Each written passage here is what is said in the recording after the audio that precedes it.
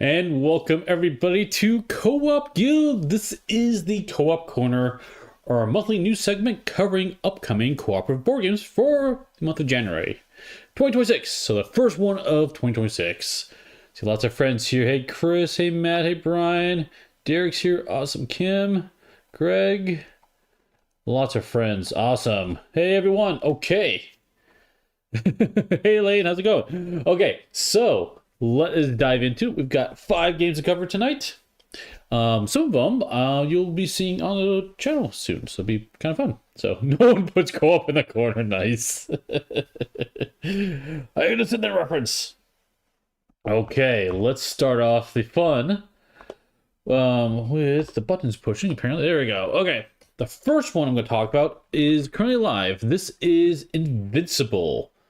So specifically though, it is Aftermath. So this is a new standalone expansion. It's probably a good way of describing it. It is a deck builder. So 1 to 4 player. If you're familiar with Astronauts, it is every theming of that. The other one, oh gosh, guys, Aeon's End. Aeon's End is very similar to it, but it's different. But that's similar style where you're going to be building out the deck, try to take down the boss. Unique thing about this game is you never shuffle your deck. Instead, as you play your cards, you'll just play them in a specific order, however you decide to play them, and flip them over. Flip your deck over and keep drawing, which is kind of fun because you can build combos that way. But this is coming back, and I was trying to understand this a little bit more. I have not played the previous version of this game. But this one is almost seems like a second edition in a sense. So the big thing about it is like what we're talking about different here. Well, it has new bystanders in the game, which I'll explain what those do. And one thing I'm really excited about is Expedition. Expedition mode in Aeon's End was my favorite way to play the game. So really, really happy to see it implemented in this version. So got really excited when I saw that. Hey Victor, how's it going? I didn't know Invincible had an Astronaut style game already. That it has an expansion. Yeah. I don't know if Astronauts did very well. So I think they're kind of shifting focus to this Invincible one. So this is like the second one. But the interesting thing about this is all of the heroes in this game, they're all new cards and new designs, but they're all the same characters. So yeah, you can see here it says the same names as season 1, but all new abilities. So you kind of have the same heroes. I'm not exactly sure how it mixes and matches in that way. But regardless of like if you haven't played this at all, I think this is a really good jumping in point. Because I think you just buy this one set and then you can like enjoy it from that point forward. But yeah, this is pretty cool in that if you're familiar with how it works, you're going to have unique power, which is printed right here. You have weapon slots, so you can upgrade this, how many cards you can have in front of you, and how many attacks you can do basically on your turn. And of course your health to don't die, right? To keep your health up. Got the characters from the very popular comic book and TV show. So Kim and I quite like the show actually. So got Invincible, Rexplode, Duplicate, Rudy, otherwise known as Robot, and then Immortal, and then of course Omni-Man. And so let's talk about some of the new stuff they have in here. Let me scroll back up here. Yeah, let's look at this real quick. So the new thing they have in here is these bystanders ability. So in this game, there's going to be a stack of bystanders. You're going to randomly choose, I think it's like 6 or 8, I forget exactly, a number of them. And then the cards will say evacuate, a keyword, new keyword evacuate. And basically you'll be able to take that bystander deck, reveal the top card of that deck, and I'll have good abilities for everyone to use, which is really nice. And then there's a new keyword called all clear. That means if all those bystanders are done, you can trigger additional effects. So you kind of, not only are you trying to protect the city, by the way, it's a city in this game, they could use different cities to protect, take down the boss. You also have these bystanders you can rescue. So a lot of different options. I like where this is heading. Lots of fun theme in that one. But it also has Expedition mode, which I absolutely loved in Aeon's End. I absolutely love that mode. It is a short campaign, and you can kind of pick and choose what enemies you want to go up against. But as you play through the series of 4 games, your character will get stronger between each game, and you will unlock new cards and new abilities and fun stuff like that. And in fact, that is where a lot of the new cards are hidden behind. So this does have packs to unlock, but you have to play through Expedition mode to get those. But yeah, so it also introduces this team attacks, which I believe is new. Oh no, that's more. Sorry, that's more. I thought it was new. where there's these team cards you can eventually get to, and basically on the team card there's 3 different goals you must complete. And during anyone's turn, you could choose to try working on 1 of 3 goals. So you can do max 1 goal a round, or a turn, to say. And then if all 3 are completed, you get the reward, and then you rinse and repeat and do it again, which is kind of another way to interact with this game. So, oh, cool. So it looks like Chris is very familiar with this one. Yeah, so I think they said after 3 seasons of Invincible, they may return Astral Knights, but they advertise it as cross-compatible. Yes, that's correct. It is said they do advertise as cross-compatible.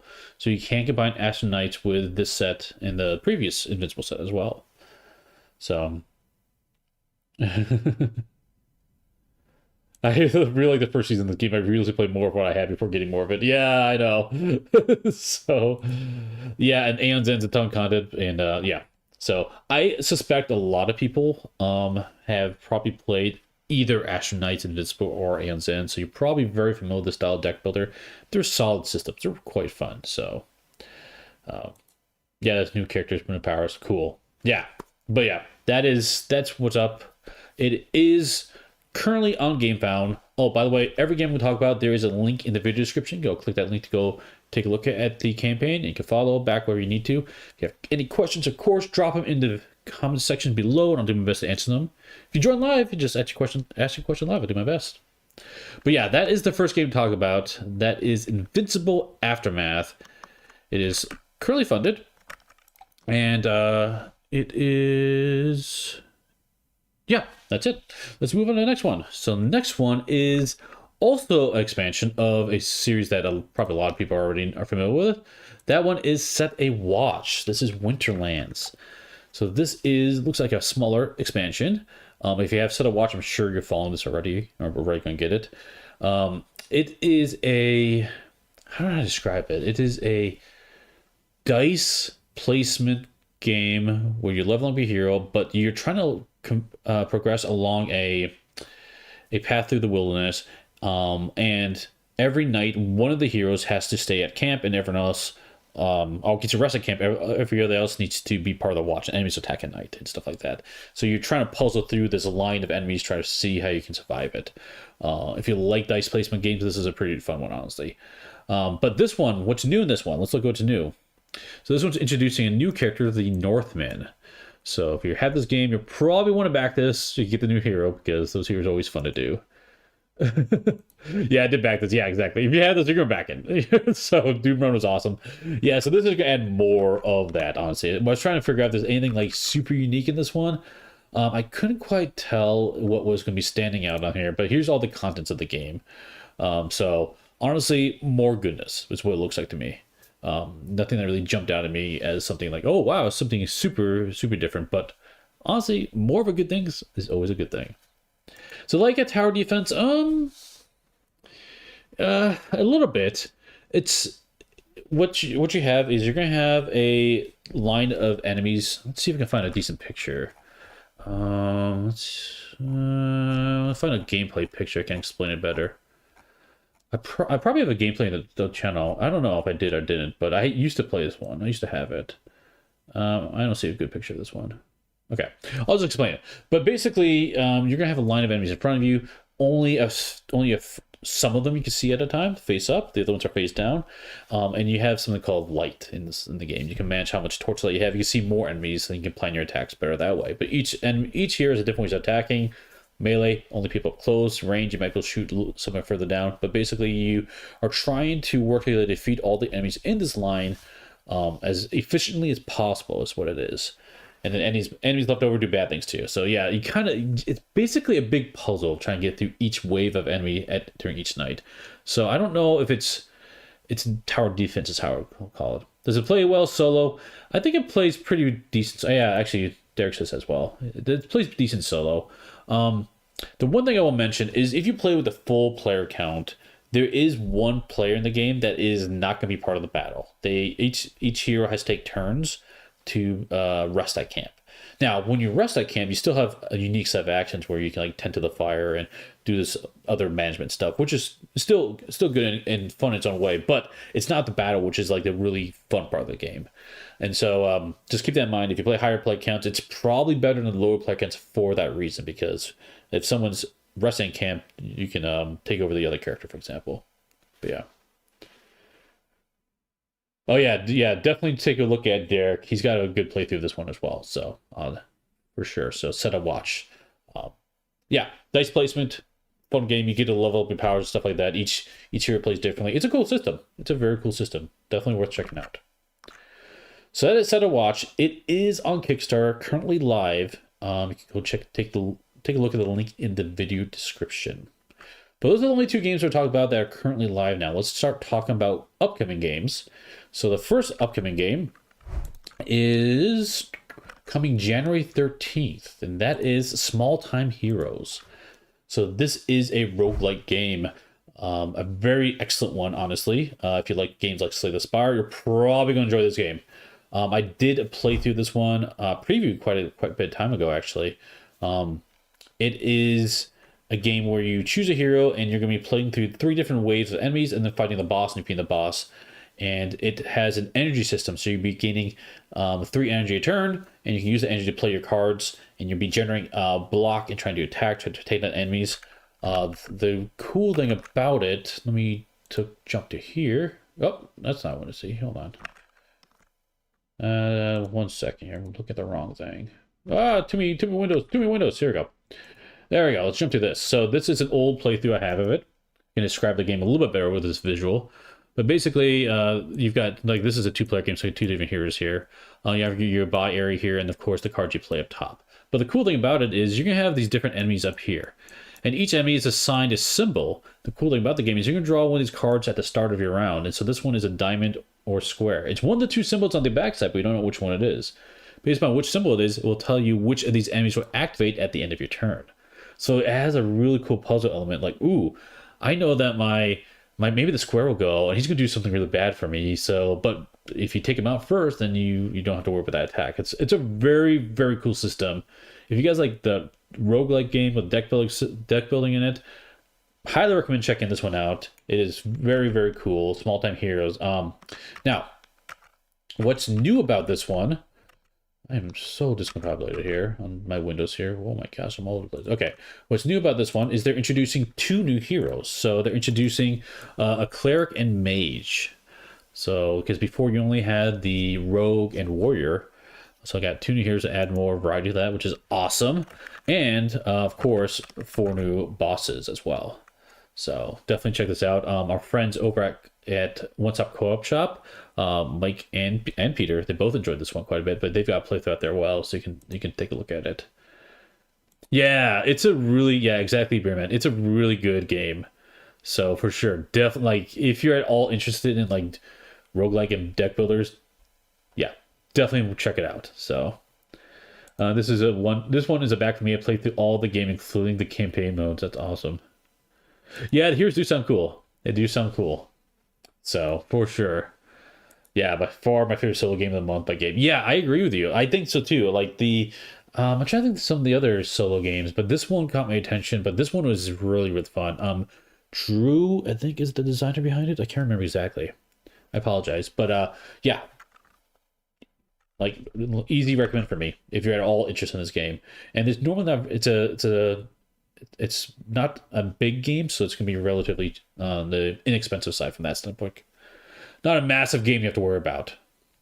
But yeah, that's Small Time Heroes launching the 13th on GameFound. Definitely check it out if you're interested in this type of stuff. Thank you, Beerman Drew Corkill. Appreciate that. That was him. So also, super nice guy. Very nice guy. So these solo games the most hitting hard, honestly. Yeah, there's some good ones. For sure. For sure. Okay, so that is Small Time Heroes. Let's keep going. The next game to talk about, lost my notes here, is launching on the 20th, and we will be covering this one. That is Boxtor. So this is a 1 to 6 player boss battling game. It is very approachable and very fun actually too as well. So like a nice thing to see. I'll point out here, 6 players. I haven't played 6 yet. I only played 2 so far. I want to try more, but I think it's going to scale pretty decently. But yeah, 60 minutes is a nice play time for this one. But the nice thing about this, it is very approachable in how it works. And so in this game, you're gonna be going up against one of these mini bosses, and there is a round tracker in there that you have to worry about. So you only have so many rounds to take him down. But in this game, you'll be starting with on this tiles system, and you'll be exploring new paths, adding new tiles down, spawning in new these basically minions on the board, and try and take them out. And every enemy you take out, you get experience, but this experience is collective. You'll put the experience onto this little dial here, and after you hit different milestones, you'll level up. And when people level up, you draw. Everyone has a unique deck of cards. You draw two, pick one, and you add this card to your tableau in front of you. All these powers. So at the end, like by the end of the game, you have a bunch of different powers in front of you, like easily like 6, like 4 to 6, easy. You can do equipment, stuff like that, leveling up. Each character plays differently. They have. You will be rolling a d20, but the d20 success is based upon how each character plays. Like some of them, like the archer, they want to shoot from range, so they want to back up and target enemies as for further away to get better results. Another one want to be with other heroes, for example, and stuff like that. Anyway, you'll see in the playthrough. Very, like I said, very easy to approach. Like not a lot of rules on this one, and just a very, very clean system. So I will say that I enjoy this one. I don't know how much staying power it has. That's the big question I have when playing it. Like we've had a lot of fun with it, but I don't know how long that will last on our table. But yeah, yes, and I think this is a good example here. 5-minute rules. It is really easy to teach. It's really easy to teach. If you're at all familiar with the modern board games, you'll catch on this really, really quick. How does this compare to Tiny Epic Dungeons? That's a good question. It is. Tiny Epic Dungeons is longer to play and has more rules, I would say. Like this one is very clean. This one is nice in that you level up at the same time, all the time. And the cards, some of them can play auto turn, someone can play only on your turn. It feels a little bit like the Marvel Zombies, for example. I remember like that, where you get power, you get to manage to trigger all your abilities.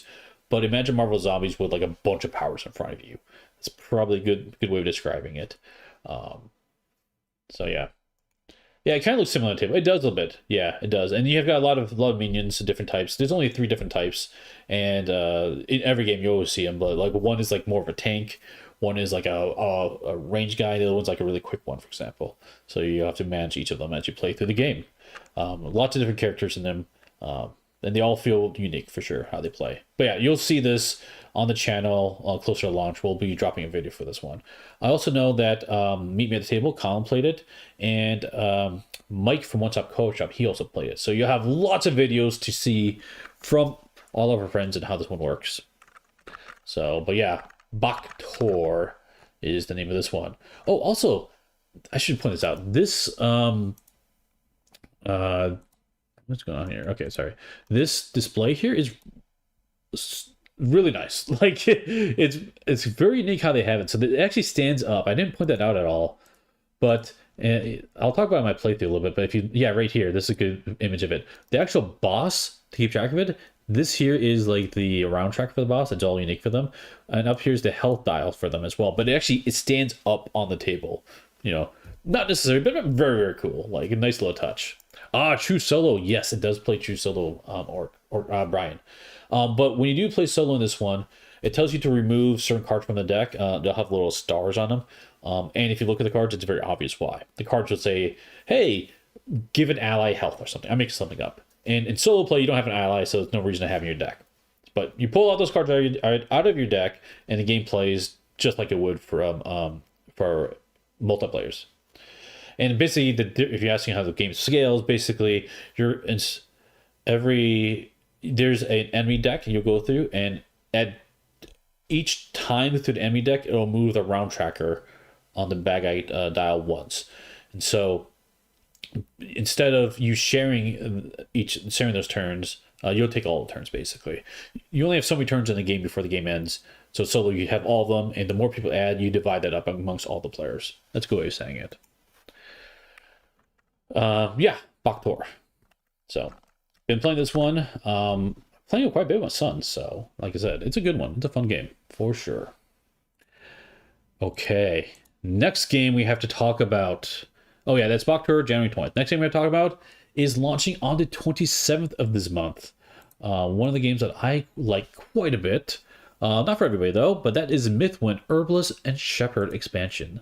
So this is adding 2 new characters to Mythwind. So we've got the Herbalist and the Sherpherd. So just new characters playing this game. The game itself is a very relaxing build up the village game, and where you'll be running a character. Each character plays very differently, but you'll be spending time in the village and also doing things on your board.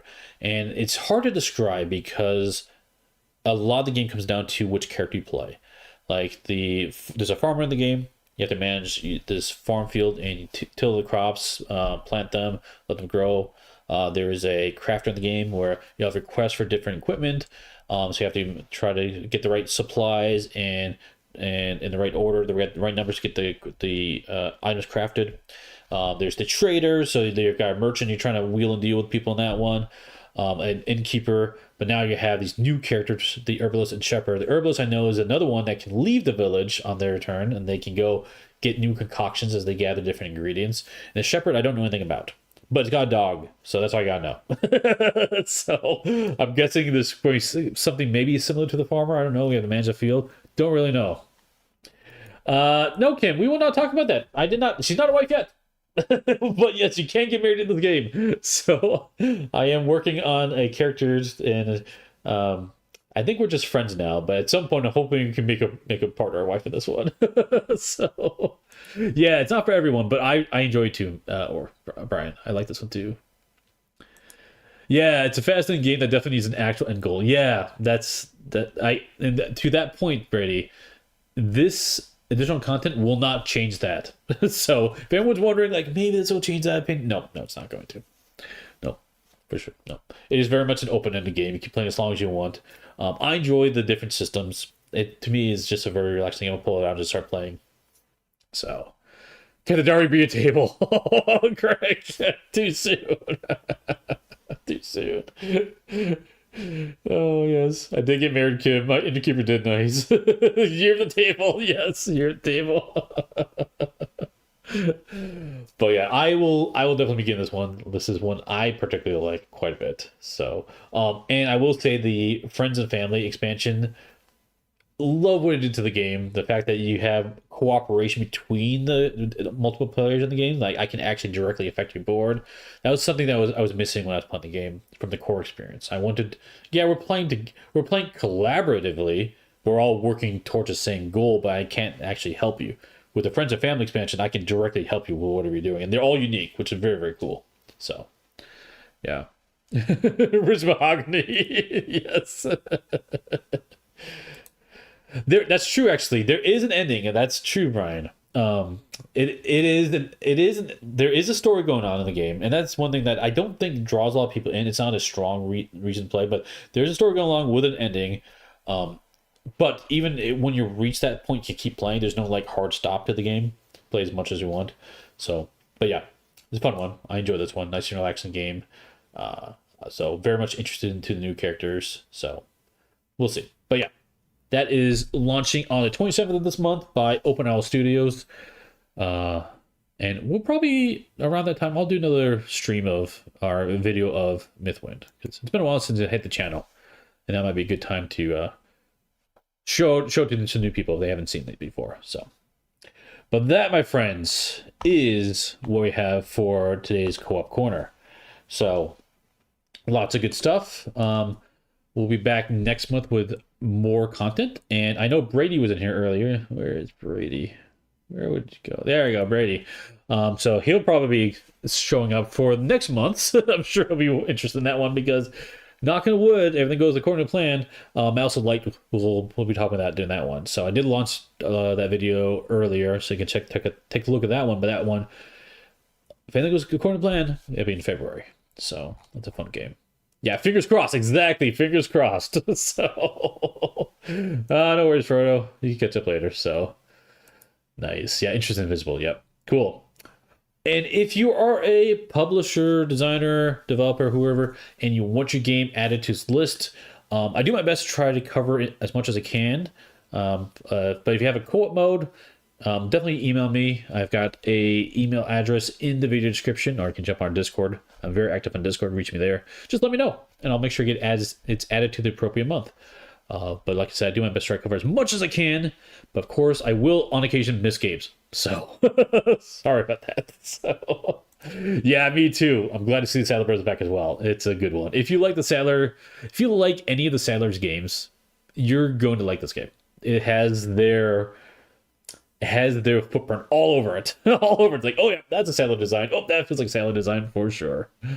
Yeah, like the video, definitely helps us a lot. Subscribe helps us as well, help us grow.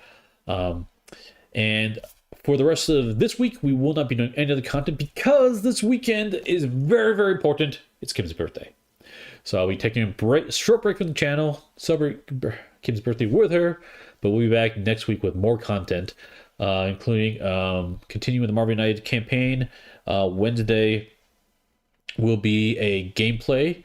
Have undisclosed game. I haven't quite figured out which game I'm going to play yet.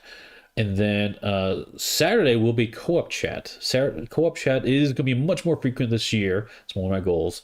And instead, it's going to be a monthly thing. Because I think trying to do it weekly was a lot. So we'll just do a monthly one. So. I don't know why everyone keeps talking about game tables. Like, if Steve wanted the game table, he'd have one. I know. Funny thing is, I had one ordered. I literally had one ordered, and we decided to cancel because we needed to find someplace else. And it's fine. We'll figure it out. So, and yes, happy birthday to Kim for sure. So, okay. Thanks everyone for watching. We'll see everyone next time at the guild. Bye bye.